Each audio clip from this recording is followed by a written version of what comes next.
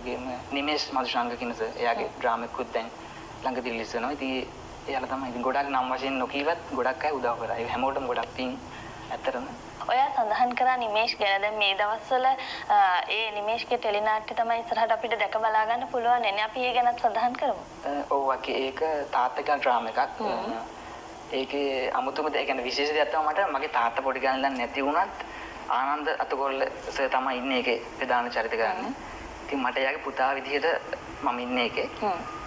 ඉතින් මට ලොකු ඒ කියන්නේ ලොකු සතුටක් මේ මම එයාගේ පුතා විදිහට මගේ තාත්තා නැතුව ඉතින් මගේ තාත්තෙක් විදිහට හරි ඩ්‍රාමා එක ඇතුලේ හරි ඉන්න එක ගැන මට ලොකු සතුටක් තියෙනවා.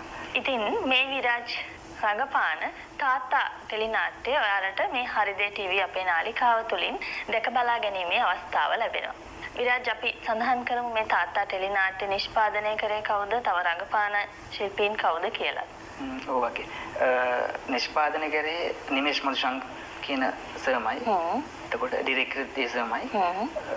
අපිට කියන්නේ ප්‍රධාන චරිත කරන්නේ ආනන්ද අතුකොල්ල සර්.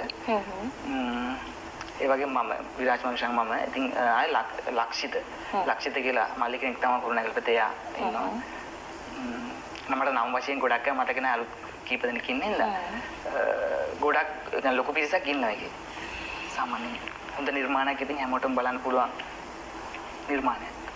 ඉතින් ඔයාලට මේ නාට්‍යයේ කොටසක් බලා ගන්න පුළුවන් විරාජ්ගේ හැකියාවන් දක්ෂතාවයන් කොහොමද කියලා. අද බිමින්ද යන කවුරුත් දැක්කොත් ලැජ්ජායි මම වැටි බිමින්ද යන්නේ. නැති බෑ. පොඩි කිව්වේ. පොඩි කාලේ වගේ වඩා ගන්න තාත්තේ ආසයි කියලා. ඒ මම විහිළුවන්නේ කිව්වේ තාත්තේ. ඔව් මේ විහිළුව තමයි තව පොඩි හත පයින්නවා මගේ. මේ බර අලිබබෙක් වගේ. මං ගිහලා ඉන්න අදිරට.